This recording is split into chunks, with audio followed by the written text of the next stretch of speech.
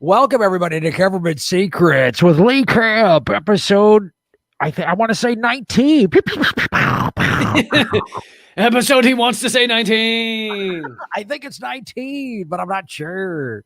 Well, what we're gonna have a fun episode. Before we we check in, I do have a car accident update. But before we get into that, what are we going to talk about today? I mean, that's why 70% of the people are tuning in to get the car accident update, the Leaf update. Leaf. So here's what we're going to discuss today. Leaf update. I want to talk about the U.S. involvement in the Chinese Civil War. That's something I just learned about. What do you want to discuss today, Lee? Oh, man, this is a big one. I want to go into all of the evidence that we did not actually need to drop the atomic bombs. Oh, my God. It is intense. Oh, wow. So yeah. It's going to be a fun one. It sounds like. Upbeat. Yeah. I mean, of the topics we discuss, I feel like discussing how we likely obliterated, I think, whatever it is, 300,000, 400,000 people just for our own amusement. I think that's up there on our topic list. I think that's one of the good ones. Wow. America, the more we do this show, America keeps getting better. You know what I'm saying? That's what the show, isn't it? What don't you every week you go, God, you know what? America really is amazing. Like I think much like a movie, a good movie, right at the end of our podcast, like the final episode of the podcast, we're going to redeem America. It's going to be, it was good all along. Our final secret on episode 200 or whatever will be actually America has been amazing this whole time. That's the one secret. Absolutely.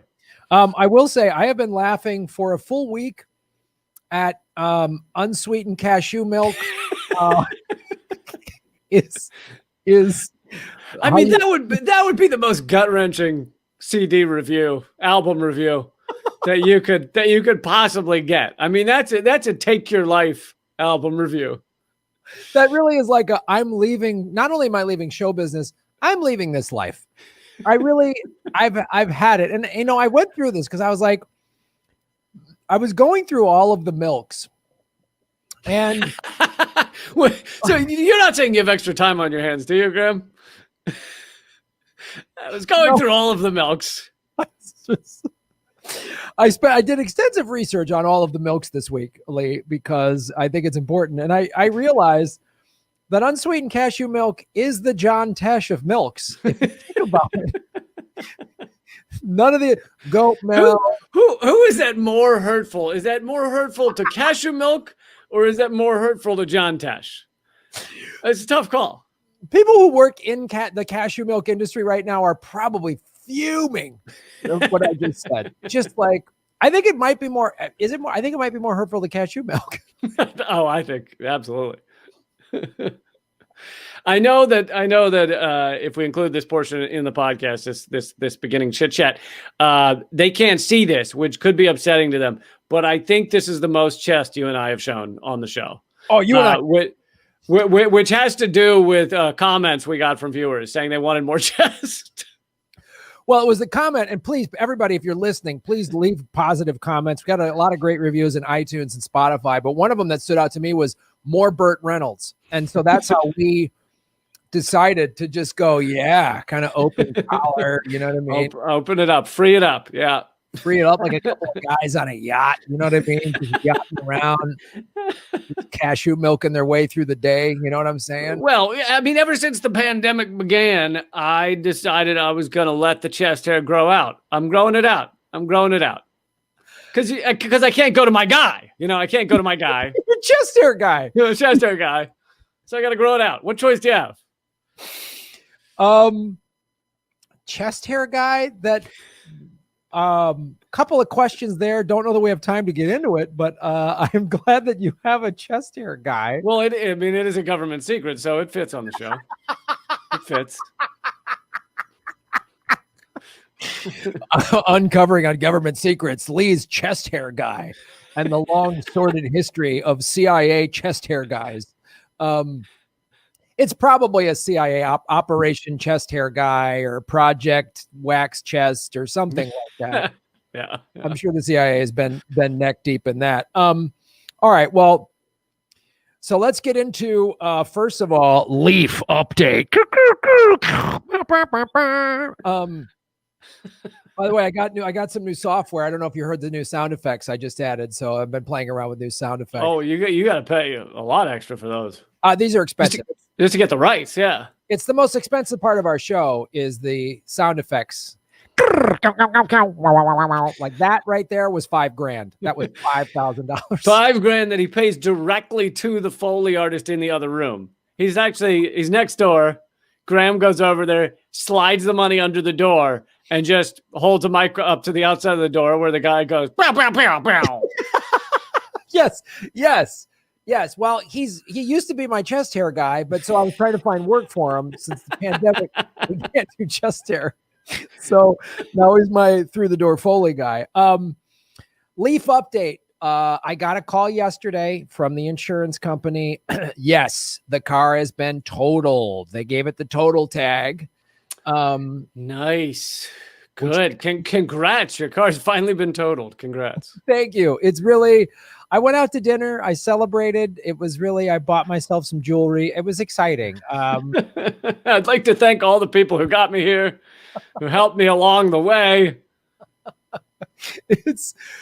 I've never owned a car for 2 months, and then I just had it get totaled. So this was a big day for me. And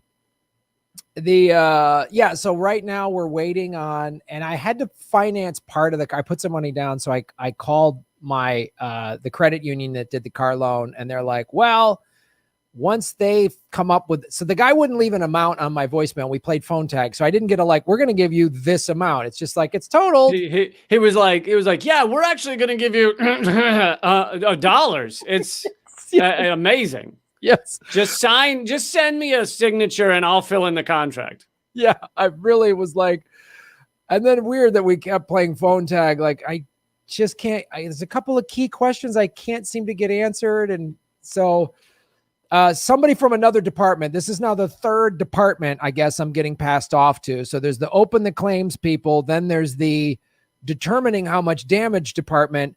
And then there's the too busy to return your calls department. It took a while to get to them.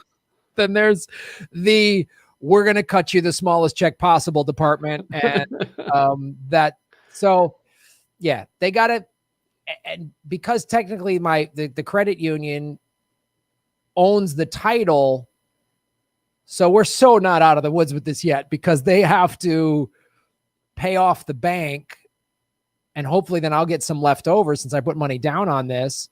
And then the bank has to release the title after the bank gets their money for them to take the car and sell it. Doesn't this, even though I wasn't old enough to remember it, doesn't this make you miss like the 70s and 80s when you just handed a guy a sack of cash in a back alley and he was like, here's your new car. And that was the entirety of how the whole system worked. There was nothing else.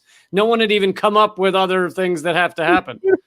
I need to back up here. So your interpretation of 70s back alley car sales, is that what you think this is like? I think though, I'm assuming that's how most car lots worked back then. There was no contracts in the 70s. No, all this insurance on top of insurance on top of insurance. No. You could kill a guy and it was legal as long as the body didn't show up on the doorstep of the police station. Basically, yes. You're amazing that government secret hasn't been talked about. The show is Lee's interpretation is a Wild West murder spree to get cars. Very Bonnie and Clyde like. Yeah. You drove around and you shot people and you took the cars. So I wish it was back in those days too. I do. We all do. Simpler times. I'm guessing we have another week. Hopefully next week's episode, we will have a Leaf wrap up, but I don't know. I don't know. I'm still in the rental car. That's where we're at. We all wish you luck, Graham. And may God have mercy on your soul. I think you should. Maybe the next episode should just be you airing the audio of these phone calls to the insurance company. I think we might have to do that. I think we might have to record those calls so we can have a little extra content. Well, I don't know. Do we go? Why don't we go into the fun? We didn't need to use the atomic bomb. Yeah, it's an interesting and complicated story. Because it's not just about the atomic bomb. There's a little bit of racism in there, as you might have imagined. Yay! Secret's racism. There's also a we could have had a different president that I'm going to throw into the mix. What? Yeah, we were 5 feet away from having a different president, and I'll explain what the fuck that means in a minute. So I'm getting all this information from the Untold History of the United States. It's by Oliver Stone. You might have heard of him, and Peter Kuznick, and they do an incredible job. It's a great book. But so we got to back up. To get to the atomic bombs, we got to back up and figure out how did Truman end up in the spot that he was the one dropping those bombs. And, you know, he was FDR's VP, but what happened is FDR, fading in health. He's running for his 4th term. Right. And they have the National Convention, Democratic National Convention, another Democratic National Convention in Chicago. Those always seem to go great. My hometown loves a good corrupt Democratic convention. Man, do they ever. So as they write in the book, and I'm going to be skipping around here like I'm reading from the Bible or something, but the real contest was over the vice presidency. Henry Wallace had incurred the wrath of the party conservatives by calling for a worldwide people's revolution, towards which in the United States and Soviet Union would work together. That's a quote from Henry Wallace. And what makes you think that after saying something like that, you wouldn't be beloved by the business interests of America? I would think the war machine would be like, you, sir, have a lifetime membership. Here you go. Here's a down comforter. Yeah. And he was also championing the cause of labor unions, women, African Americans, and the victims of European colonialism. His enemies, who knows why, included Wall Street bankers, anti-union business interests, Southern segregationists, and defenders of British and French colonialism. So basically everyone that ruled America. All of the evil. Basically the evil people were lined up to not like Wallace. So imagine you've got let's just say somewhat of a Bernie Sanders, although this guy, Henry Wallace, sounds much more leftist and aggressive than Bernie Sanders. But and he's on he looks like he's going to be on the ticket to run with Roosevelt, but this is Roosevelt's final term. They're not even sure he's going to survive the term. And the Gallup poll showed that 57% of Democrats wanted Wallace. So the business interests got together and knew they needed to stop Wallace from getting on this ticket because he could end up being president if he gets on this ticket and if FDR dies. So they start working on putting in a little-known, little-loved senator named Harry Truman, who in one of the polls got 2% of the vote, of 2% wanted Truman to be the VP.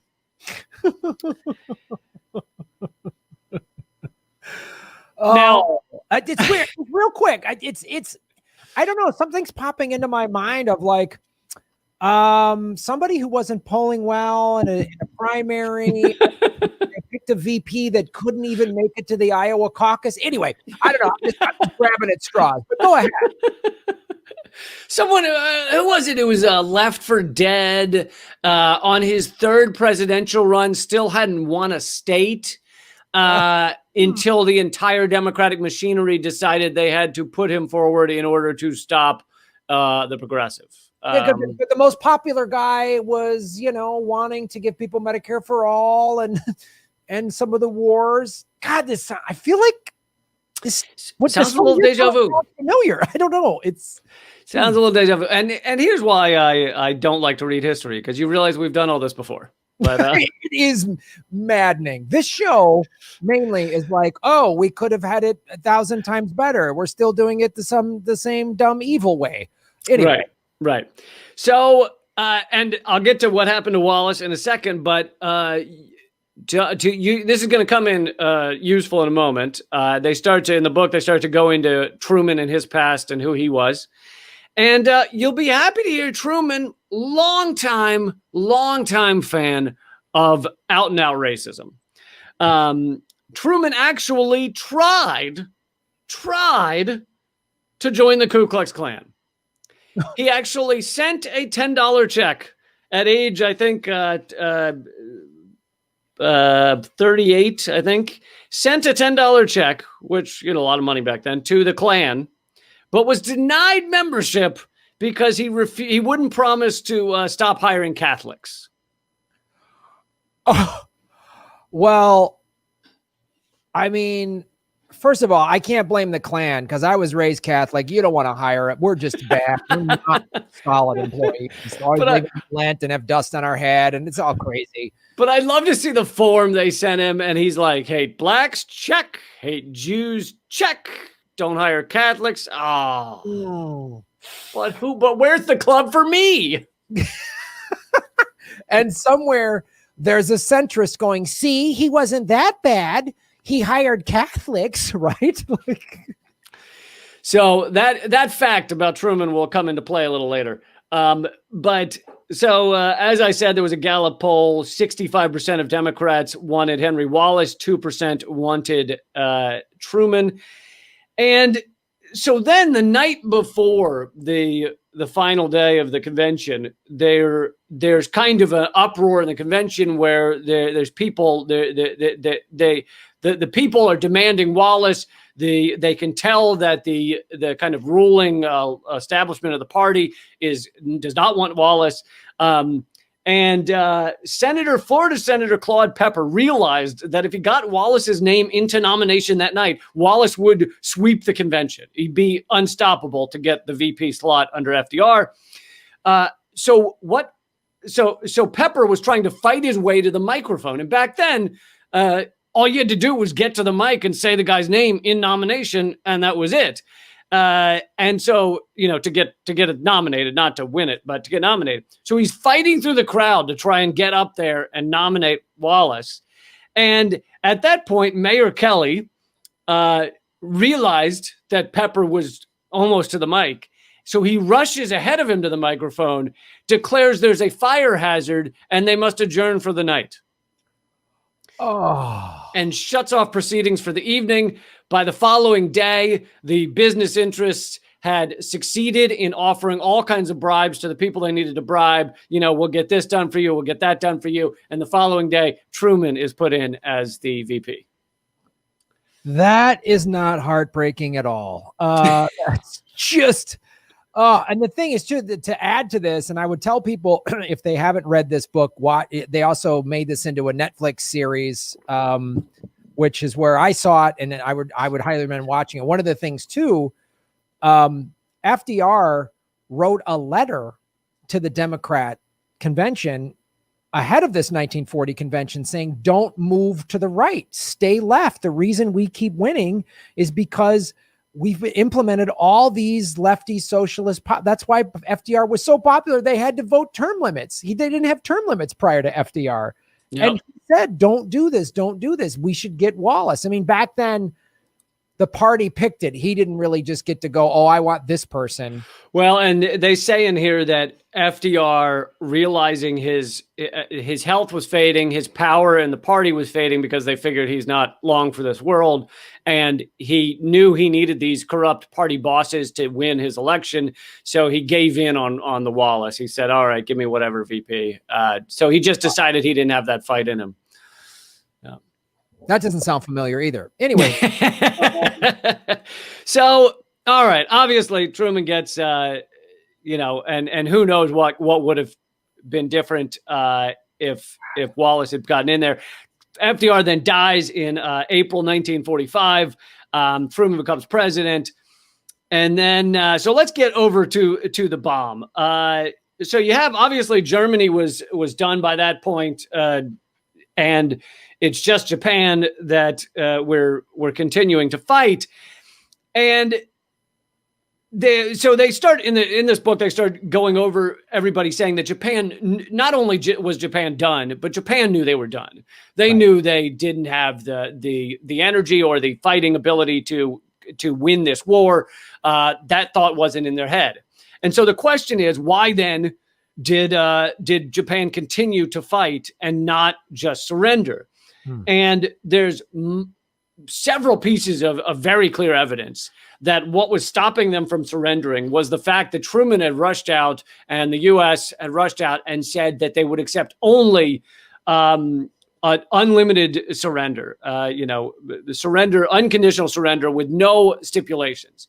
And it seems key that the Japanese needed one stipulation, that the emperor would not be dethroned and hanged. To them, as they say in the book, that for the Japanese, the emperor culturally was nearly like a Christ figure. Right. And at that time, him getting hanged for war crimes or whatever would be the equivalent of nailing Christ to the cross. And the Japanese soldiers would rather all die, and many of them did commit suicide rather than surrender, but would rather all die than allow that to happen. So really, that was the only thing keeping Japan from surrendering, is just this term unconditional surrender. If the U.S. had said, you get to keep your emperor, we just want this war over, they would have. There's tons of evidence showing they would have accepted that. And the U.S. largely knew this. So yeah, and then they go through several letters and like cables and things that show that the Japan was ready for peace. I mean, Japan is sending all of these signs out that they're ready for peace, they're ready for surrender. They just need promises that the emperor won't be dethroned and killed. And the other note is that what they feared more than this bomb was the Soviet Union getting into the battle. Because they knew that would spell their end. They knew they couldn't handle another front with the Soviet Union. And so they feared that more than the bomb. So the bomb wasn't really the actual thing, stopping them from surrendering or getting to them to surrender at any point. And so then the question becomes, if they were ready to surrender, the question becomes, why, under those circumstances, would the U.S. not accept a surrender? Why would they use 2 atomic bombs against an almost helpless population that could not win this war? And in order to understand that, you have to go back to the racism of Truman and the racism in America. The Japanese were viewed differently than the Germans, even back in that time.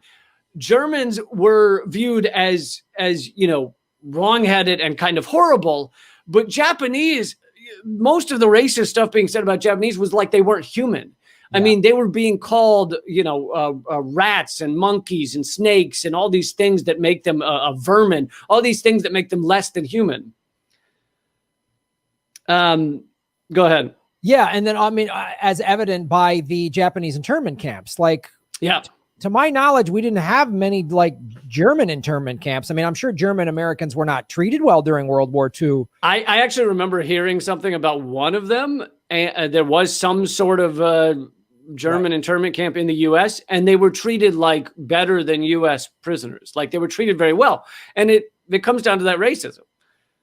Yeah, and again, much of the Japanese internment camps was fueled by racism, and was also they saw it as an opportunity for a land grab.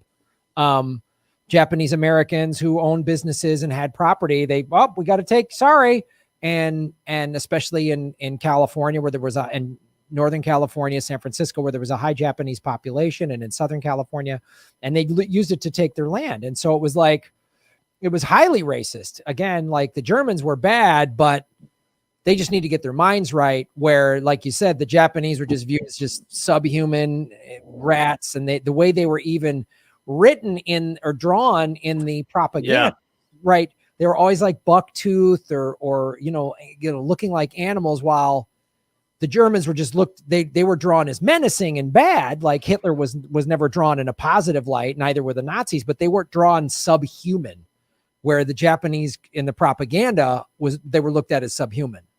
Yeah, and with the Japanese internment camps, there was no evidence that any of these Japanese Americans were somehow involved in infiltrating America, in pro-Japanese war efforts.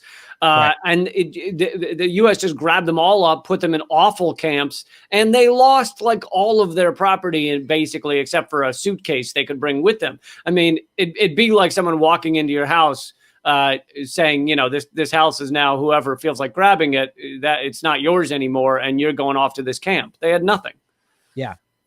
Yep. And again, and then when the war ended, they had to kind of start from scratch. So here's another, in case Truman sending a check to the KKK to try and join wasn't enough to evidence his racism.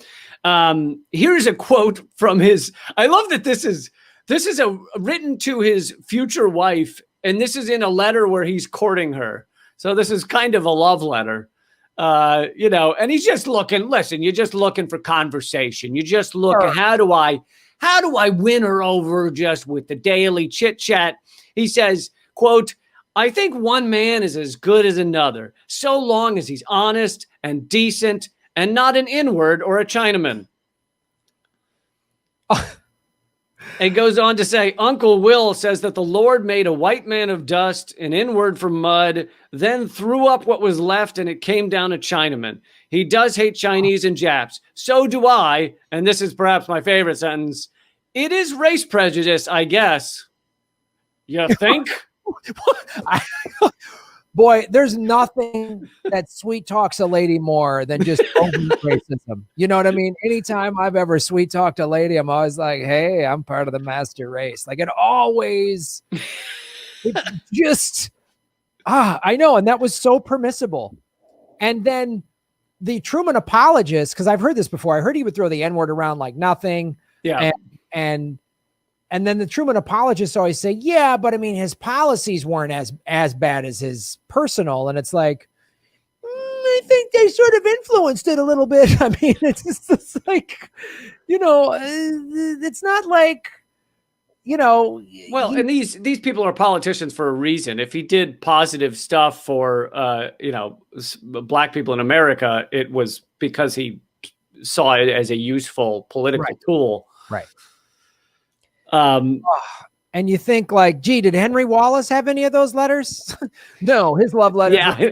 Like, I really want to pull the working man out and help everyday Americans. And then you and I can fall in love in a field of socialist bliss. It's Listen, but that type of letter is not going to put many backs on mattresses. All right. Let's be honest.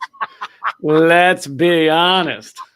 Women hate a man that really is trying to make the world a better place. They really turn off. It's a big turn off. That's why I'm single. If I was out just saying evil shit, I'd have ladies, knocking on my door. If I was just like, yeah, I'm Alex Jones or whatever crazy shit, it'd be a different story.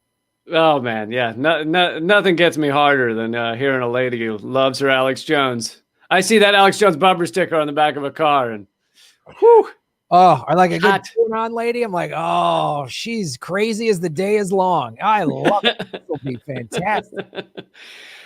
Okay, so I'm not going to go into all of the quotes and everything showing that Japan was essentially defeated. There was no reason to use these bombs. But then there also is evidence that one of the reasons besides viewing Japanese people as not as subhuman, perhaps the real reason that Truman and the rest wanted to use the bomb was to make Russia manageable and pressure Russia to show our power over Russia. Even though they were our allies in World War II, we still wanted, coming out of World War II, to just basically have our boot on their throat.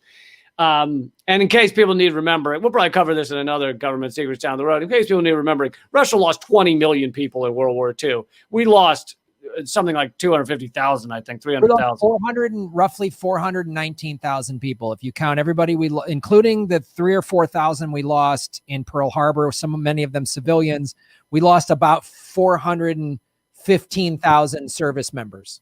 Okay, so you're saying less than 20 million. Just a hair. Yeah, just a hair less.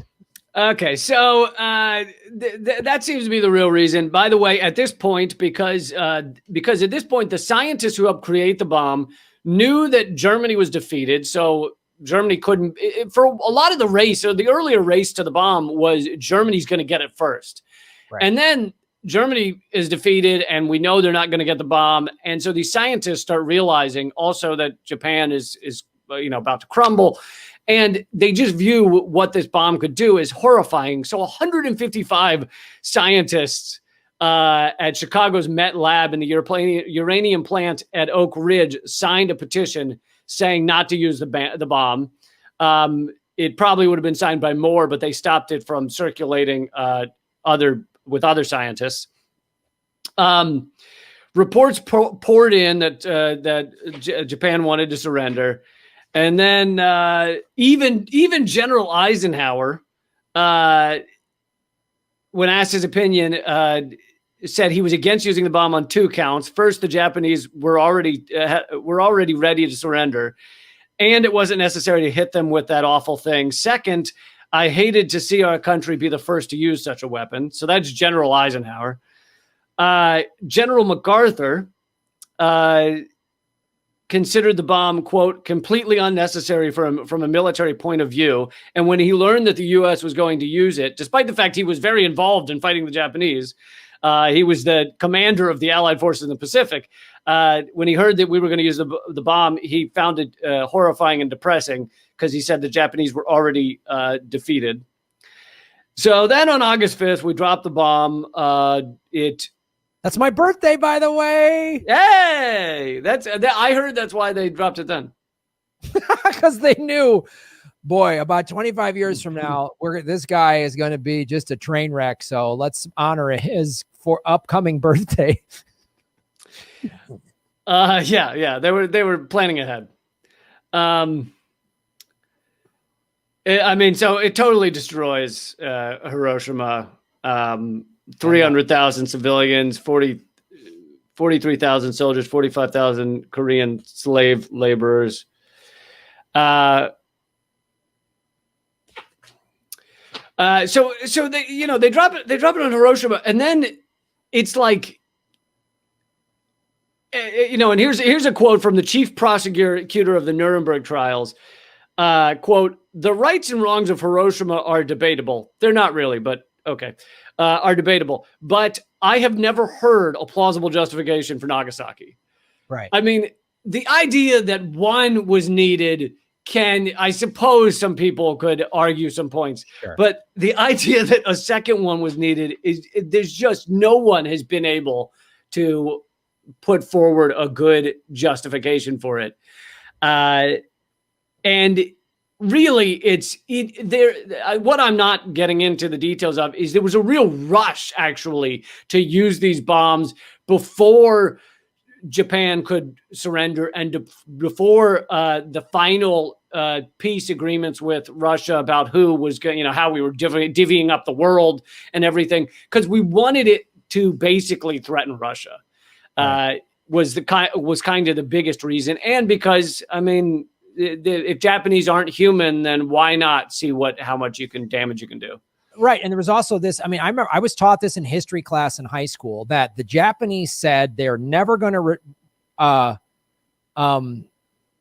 surrender. So we would have, the argument was always made, well, we would have had to commit another 500,000, dead Americans would have had to fight in a long, protracted ground war to overtake mainland Japan, right? Because we were fighting the Japanese up through the Philippines and the Solomon Islands and all that, right? Actually, my uncle fought in the Marines in that at the end of World War II. So that was that was what we were always told, right? Again, more lies told to the American people that the Japanese were like, we're not surrendering no matter what. And we just didn't, this brought them to their knees, which obviously we know was a lie. There was communiques, like you said, of the Japanese saying, we're done. We want to surrender. We're just not giving up the emperor.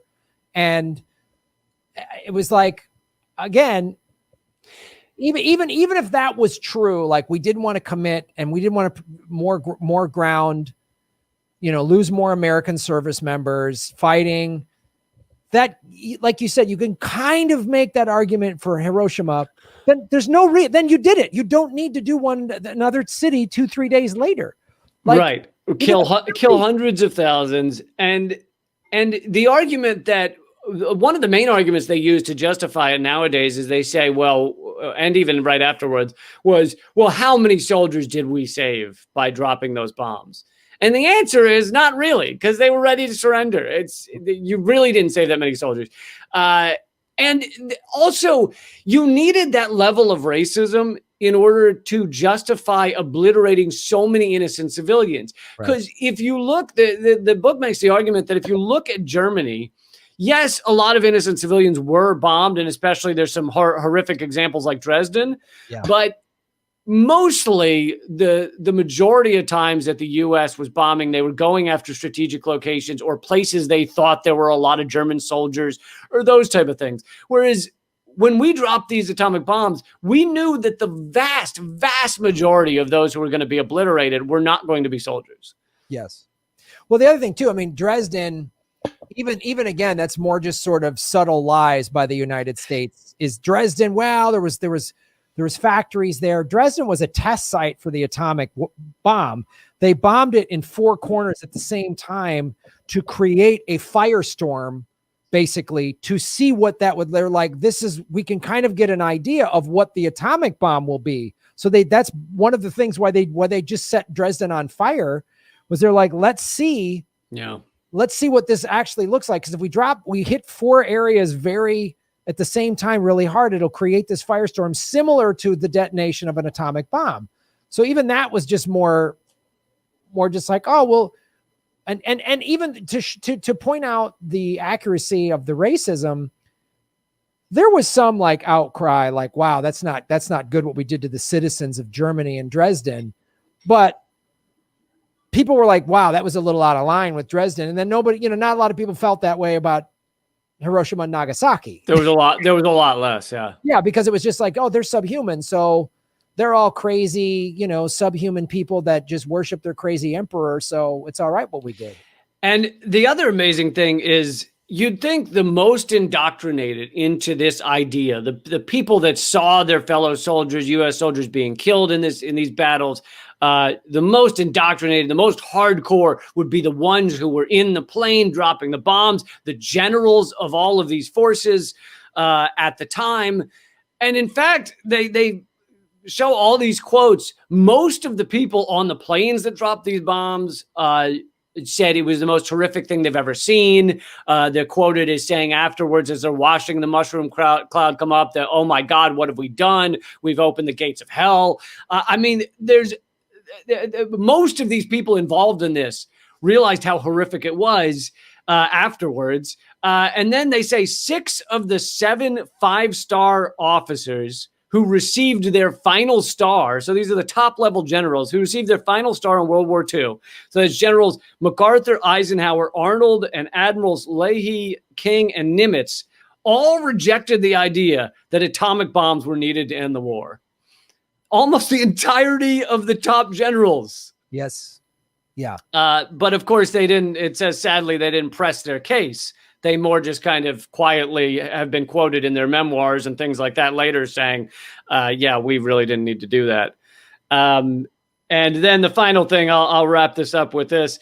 The book says the person who did the most to try and stop the confrontation with the Soviet Union and the confrontation with the Soviet Union was Henry Wallace. But his part has largely been lost to history. Few people remember how close Wallace came to getting the vice presidential nomination in Chicago. which would have meant he would have been president, and how different could the world have been if he'd been president, not Truman? Would the atomic bomb still have been used in World War II? Could we have avoided the nuclear arms race and perhaps even the Cold War?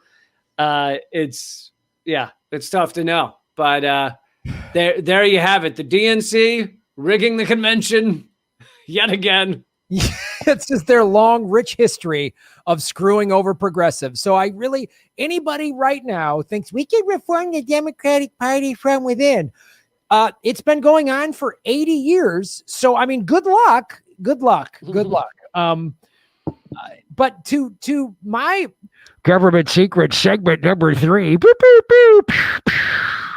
boop, actually ties in to the end of World War II and what we did. I want to talk about the Chinese Civil War. Now, we talked about it a couple episodes ago where I did the top 10 fascists that when America went into business with. Remember yes. episode? Yes. So, I want to just bring this up. By the way, everyone, much of what we talk about on government secrets is evergreen. So if you're enjoying this, you should go back and listen to the old ones, because they're not going to feel old to you. They're going to feel new. The secrets and lies of this country live on forever. So please enjoy them. So if you remember, we did the top 10. Number 7 was China. And this is something I literally didn't know. I know nothing about the history of China.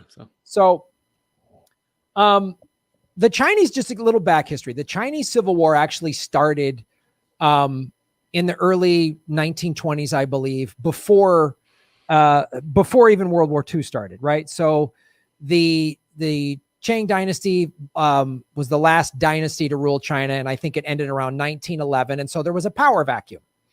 And you had Chiang Kai-shek of the Kuomintang and the People's Party, the Communist Party, led by Mao Zedong, basically. That was the two people that started fighting with each other. And they even worked together at a certain point, but then they started fighting with each other. And the Chinese Civil War, basically, I want to make sure I get these dates right. I believe it was 1612.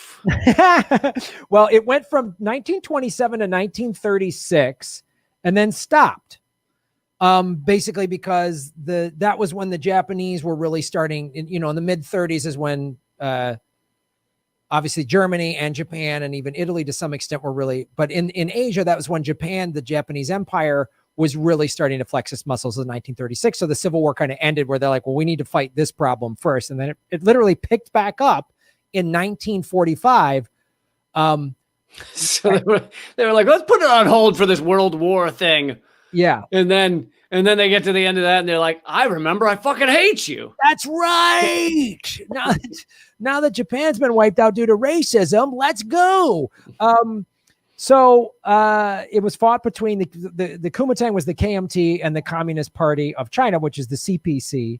And again, it was the group was led by Chiang Kai-shek throughout the Civil War, and there were several key generals. The Communist Party, of course, was led by Mao Zedong. And so what happened in 1945? So that's actually when I lost my virginity. Remember it well. League Camps virginity loss 1945. He's older than he looks. Lee Camp, 90 years old. So this is the crazy part, and this is when you read, like in the last segment, you read that book, that the Untold History of the United States, or Howard Zinn's book. And also Malcolm X talked about how, he said this in a quote back in the 60s, obviously. He said, like, look, during the war, China and Russia were our allies during World War II. And then the media said it was great. They made movies. There's a movie where Gregory Peck plays this Russian revolutionary that's working with the GIs, and Stalin is portrayed as this grandfatherly figure. And then the minute the World War II is over, oh, Russia's our enemy, right? Same with China. Yeah. So this is what happened. So what we did then in 1945, and again, this is our boy Truman, another great reason to love Truman instead of Wallace. Wallace, I doubt, would have done this.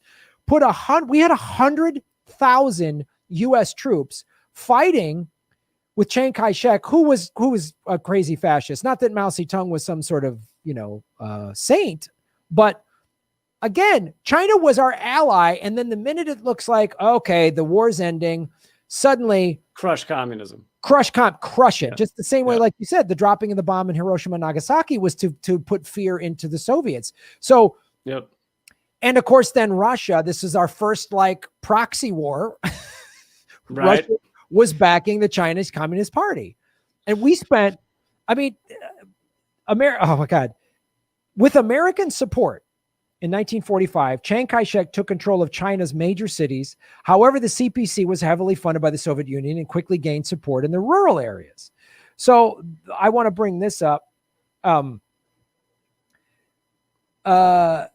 A steady stream of U.S. advisors in China warned that the U.S. aid was being stolen by Chiang Kai-shek. So we helped this guy, and he also stole from us. Fantastic. We get in bed with great people. I mean, just the Saudi family. Turns out when you're always making deals with corrupt, murderous motherfuckers, they're often going to turn on you. They're often not going to be your buddy. Who saw it coming? I mean, this corrupt murder. I did a deal with the corrupt murderous guy, and then he ended up being corrupt and murderous. I thought he had an understanding. Truman sent him some of his love letters. Saying, we think you're less than mud people or whatever. Why wouldn't they? Why didn't that help? I didn't get it. Truman's love letters. I don't get why nobody liked. They're so nice. So a steady stream of U.S. advisors in China warned that the U.S. was aid was being stolen by Chiang and his cronies. Some even sold it to the Japanese. So, because Chiang Kai-shek was working with the Japanese to fight the Chinese communism, and Japan, who we just bombed with the most horrific weapon that 5 of 6 generals said we never should have used. It was awful. We released the gates of hell. We are now working with the Japanese. This is how crazy we got to fight communism. And so Japan, we were just fighting them. They bombed us in 1941. We dropped the worst weapons ever. But now communism, at the end of the day, we got to line up with whomever. This made me, I don't know what makes me more angry, how they screwed over Wallace or the fact that then Truman is doing this, this wave of America. You want to believe that we must have been at war with these people because we found them so detestable and what they were doing was so horrible. And then if that's true, you don't the moment later ally with them. I know. Right. So that's the case that was made. And that was true. Why, and that was also kind of what was made, why we didn't hold the Japanese government as accountable as we did the Germans. There weren't really basically Nuremberg trials because the Japanese military did commit acts of genocide. They did it against the Philippines. They did it against the Chinese. And the argument was always, well, the Hiroshima and Nagasaki was sort of like, we let a lot of that go. But then also, we were working with them to fight the communists in China. It's just our history. We just make allies. So anytime that's Assad's a bad guy. Is he really? And the Kingdom of Saudi Arabia, we're okay with what they this has been our crazy history because it gets even worse. Right. So the U.S. commitment to Chiang continued throughout the war. His defeat by the communists, and then he moved to Taiwan. So when he basically lost, he moved to Taiwan. That's why Taiwan and China have never really gotten along. We were actually on the brink of nuclear war with China on his behalf in 1955 and again in 1958 over Matsu and Quemoy, these 2 small islands off the coast of China. So I had no idea that any of this was happening after World War II, right? Oh, the Marshall Plan, we're rebuilding Japan, we're rebuilding Europe. But we're still fighting. And then this continues. So you talk about 55 and 58. Well, now, wait a minute. Now that gets us into the Korean War, which was another proxy war with China. Yeah. Like another And war. I mean, the American government was truly horrified that not just communism, but really, workers like standing together was going to kind of infect America and take over America. And so there was a lot more favorable feelings towards, communism and the Soviet Union after World War II, because they helped defeat Germany. So you have a lot of the Communist Party is doing well in some of these countries. And so the U.S. was just like, whoever we need to obliterate to make sure that our business elite can continue ruling the world is what we need to do. Yeah, it's crazy. Like China and Russia were our allies, and then immediately we flip it, and people will say, well, Mao Zedong, he did a lot of oppressive stuff. Of course he did. But again, we just dropped two atomic weapons on two cities that didn't really need it, and to a country that was ready to surrender. Yeah. Who are we? And I think that's the important thing. It's not like, we were fighting bad people a lot of the time. Sure. We were also allying with bad people a lot of the time. And I think the important fact is that at no point does America get involved militarily just to help people. That is like, it's never in the equation. Right. I mean, if we hadn't been, if it hadn't been interrupting business interests and we hadn't been attacked at Pearl Harbor, those are the things that got us into World War II, not the fact that millions of Jews were being rounded up and, unsummarily executed. That wasn't what got us into the war. So it's like we were fighting on the just side, but that wasn't what got us there. Yeah, we did not want to be involved in World War II. And we were just like, yeah, not our problem. There was that ship of Jews that were escaping in the late 30s or 1940, I forget, that was like told, sorry, we don't want these refugees, not our problem. Like if we wanted to stop the gas chambers, we would have bombed the rail lines. Right. Exactly. It's like, and so there was a lot of like, not our problem. Kind of a thing. But at least Coca-Cola changed their name to Fanta so that they could operate in Germany. So at least there was that going on. Oh, sprinkling in some more Gov Seeks. It's just a cavalcade. So yeah, man, it's like you unpack this stuff and you really see, especially just like I said, my history teacher, and I'm not mad at my history teacher, but he's just teaching us what he was told of this, like we had no choice to drop the bomb. Yeah. And then we didn't learn. Why did we just stop? We didn't learn anything. The first I read about our involvement in the Chinese Civil War was that episode a couple weeks ago that we did. Like that, just it's unbelievable. I didn't learn about Wallace till 2 years ago when I watched that Netflix special. I didn't even know who he was, and it's not a mistake that we never hear about him. We never hear about Hampton. We never hear about Eugene Debs. We never hear about any of these. We never hear the speeches of MLK. We've done episodes on MLK before of like, we only hear the I Have a Dream speech, beautiful speech, but we don't hear him talking about how awful capitalism and war is. Yep. You don't hear him coming out against Vietnam War. You don't hear his anti-capitalism quotes. This is by design. It's not an accident that Henry Wallace is largely forgotten in history. I didn't know any of this either. I mean, my history classes in public schools in Richmond, Virginia, the most we'd get about the atomic bombs was, it was horrible, but we had to do it, and it got Japan to surrender. And before that, Japan was going to fight to the death, and we saved countless American lives by doing it. Yeah, horseshit. Bullshit. All of it. It's just like this show. The reason why we have to joke around with each other is because it's so maddening that you realize everything we've been told in America is bullshit. And do the communists in China and other countries, propagandize their own people? Of course they do. But we can't pass an ounce of judgment. We're a 500-pound person telling somebody that's, got love handles, hey man, you shouldn't be eating those food. It's like, listen, you really want a second cookie? Yeah. It's like nuts. It's the guy with track marks going, oh, I think you're drinking too much, Lee. Oh, right. Really? And the heroin addict.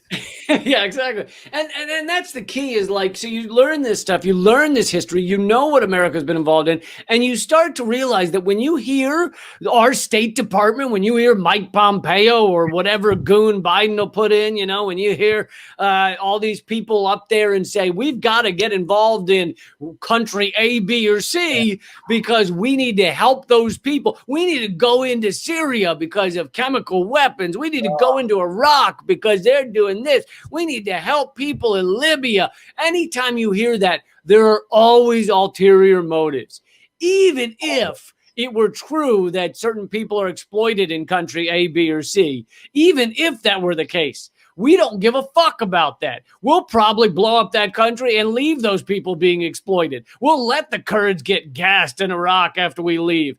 We don't actually care about those things. We care about, our business interests, our central banking, our oil resources. That is what really comes down. What was a study? It was covered in The Guardian back before The Guardian became garbage. That there's a study that Western countries are something like 70 or 90% more likely to get involved in another country's, battle or civil war if there's oil resources. Oh yeah, dude. I mean, if you can butcher your own people, do whatever you want, as long as you give up your resources to America. We'll sell you the knives to do the butchering. Yes, good. You could eat the people. We'll live stream it. I don't care as long as the oil wells and the minerals for the cell phones keep going. Don't care. Yeah. But God forbid you don't give up those things. Then, man, anytime you raised your voice to one of your kids, we're going to call you a monster. Like, it's just like. We heard Gaddafi was yelling at his kids, and so we had to go in there. It's just it was really bad. I mean, Maduro, I'm told he was rude to a waiter once, so that's it. You can't just he's still into spanking as a form of discipline, and we are very opposed to that. So it's time to bomb that country. Yeah, sorry, baby. Here come the drones. You can't talk that way to your kids. So, well, I think that's it. I think that's our Gov6 episode 19. Could be 20, but probably 19. I forgot to check. And I'm going to say it's our best yet, going mainly off of amount of visible chest. So really good. This is our best open chest episode. Yeah. And just a quick little thing. You're talking about, whatever cabinet state, whoever Biden puts in. I'm just going to put this, just Google, or not Google, but use ecosia.org. Don't use evil Google. Google web search Neera Tanden WikiLeaks. Just see what emails come up about her wanting to bomb countries for the resources or whatever. So just that's the all girl, female Biden diverse team of warmongering sociopaths. So that's the diversity of the ruling class that will keep the American war machine going. And that's how they trick Americans into think there's progress instead of a bunch of old white guys like Truman had. Now we have women, people of color that'll bomb and take resources and lie to the American people and spend money not on our own. Graham, I don't appreciate your snark. That's called progress. All right, my friend. It is progress. Oh, the people in the Middle East are going to be so excited. They're going to get bombed by women and people of color. They're so excited for it. They just listen. Bombs shot out of a vagina have a whole different feel. Yes. They absolutely do. Yes, they do. They're a completely different vibe. Well, folks, Government Secrets, subscribe. If you're a fan of one of us and new to the other guy, subscribe to both of our YouTube channels. But also, if you're listening to this on Government Secrets on iTunes or Spotify, download it. Positive reviews. We've gotten a bunch of great but all that stuff really helps. And then Lee, where can people follow all of your business? Yeah, it's all leecamp.com. I have another podcast called Uncensored. I have a TV show called Redacted Tonight. I recommend you check out. I could give you different links for all these, but I'd say just go to leecamp.com and peruse all the stuff there. And my Twitter's at Lee Camp. Sweet. My Twitter is at Graham Elwood. There's grahamelwood.com where you can join my Patreon. I also have a Rockfin. Lee and I are both on Rockfin, which is a blockchain cryptocurrency platform. It's the future, since literally I'm losing subscribers on YouTube because it's owned by Google, which is owned by the CIA. Anyway, side note, but my show is called Political Vigilante. Check it out, youtube.com/Graham Elwood. So just thank you for all of that, and follow us and like and share and subscribe, and all that stuff really helps the show. Thanks a lot, guys. I will see you soon. All right, Lee. Godspeed, buddy.